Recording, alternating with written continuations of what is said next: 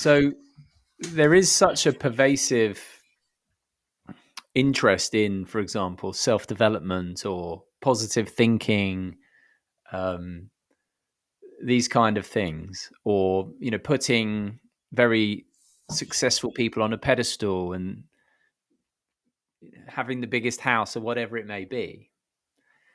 And so many of us get caught up in that. And so what do you think of how to not fall into that trap, as it were? How to not fall into the trap? I don't know. I mean, if Yeah. you're going to fall into it, you'll fall into it.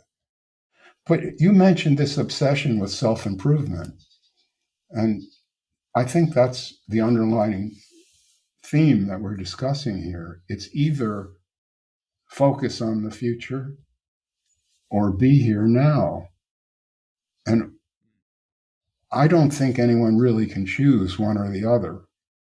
I think you just have to keep seeking until you don't seek anymore. What makes that happen? I don't know. I Yeah. really don't. That's why I'm not a spiritual teacher. If I had those answers, I would, I, I publish them. But Yeah. I don't know. I don't know how to No. get someone off that trip. I guess I might as well say it. See, all of this is just mysterious.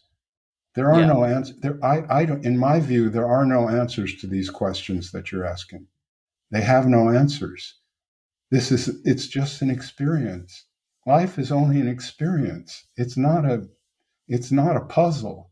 It's not a detective story where we get the answer. This is something to be experienced. Yeah. Which is beautiful. Well, it certainly can be. If you've ever made love in a hammock, I mean, come on. But that's, I think, the thing about life, isn't it? Is that you can't have the high without the low. You can't have the good without the bad. And I think that's quite an important recognition. And then, as you say, I think coming to terms with that, then this background piece can seem to be there through it all, and the highs stop being perhaps so high, and the lows stop being perhaps so low.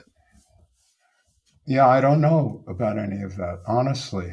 I mean, you say you can't have the good without the bad. I think that's true because you wouldn't even know something was good unless you, I mean, but that doesn't really explain anything. It doesn't even give you a clue. I mean, okay, let's say something really bad happens and you find yourself in the hospital lying on a bed in pain, staring at the ceiling.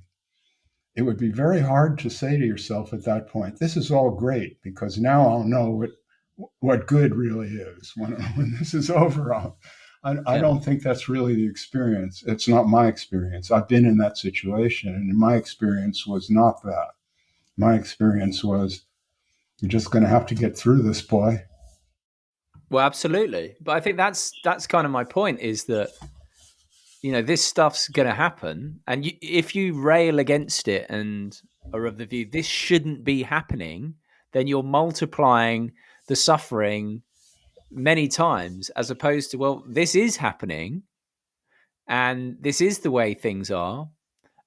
Doesn't mean I'm going to like it, but it also doesn't mean I'm going to you know, curse life and anything else and say this shouldn't be happening to me. Well, why not? Yeah. Well, earlier when you were asking me about the experience of being awake and what is that like, when when I'm suffering personally, I understand is not just my problem. This is everyone's problem.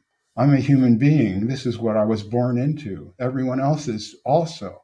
If someone is now not in the hospital lying on his back in pain, he or she will be sooner or later or in some other dire circumstance and have to deal with it.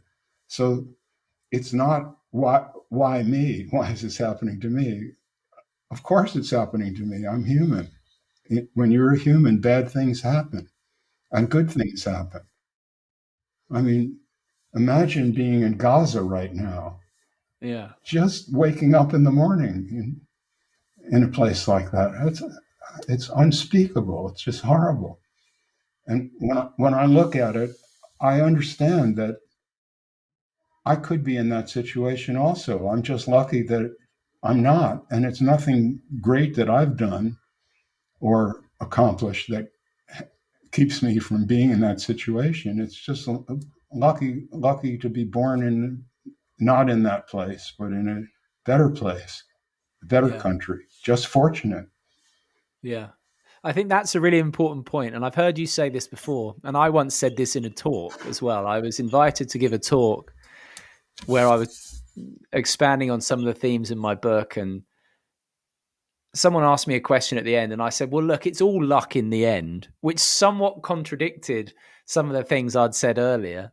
But what I was meaning was, I haven't chosen the way I look. I haven't chosen the time that I was born. I haven't chosen my skills or talents or nothing. And it's all a result of just this infinite number of occurrences and stuff. And so to take too much credit, or to take really any credit for what we achieve in our life, or to damn ourselves for what we achieve, and therefore to judge other people as well, it seems pretty bonkers. And I've definitely been on a table or two in my time at weddings or whatever, where people there, and you can see that they're patting themselves on the back for everything they've achieved, completely oblivious to how it's just been a complete stroke of fortune if you really boil things down. Totally agree. That's a very good statement you've just made. That's actually very good information. It's vital. You didn't choose the historical era into which you were born. You did not choose your parents. You didn't choose your body, your brain. You didn't choose the little kids you went to kindergarten with. You chose none of it. And if if you were born with a reasonably pleasant face and a body that works well and all your senses in a place where people loved you and fed you and supported you and educated you, you didn't do any of that. It's all luck. It's 100% luck. All of it. Being here right now is all luck. It really is. And awakening is luck. I didn't do anything to deserve that. It just happened. Mm, And I'm yeah. grateful for it, but I don't take credit for it. I don't say, now I'm this enlightened master. You come here and kiss my feet and I will bestow my. I mean, you see, it's a giant ego trip. It's horrible. And that's my critique of spirituality. It's none of it's good. None of it. I don't mean that some of the ideas that are spoken about are not good. There is a perennial wisdom. But the perennial wisdom is not coming out of the mouths of the teachers. You have to go back into the books and read that for yourself, because the teachers are 90% of them or more are just making a living at it. That's their game. That's their shtick. And they can't express any doubt, because if they did, they would lose their clients. They have to be internet influencers, but call it spirituality or call it enlightenment.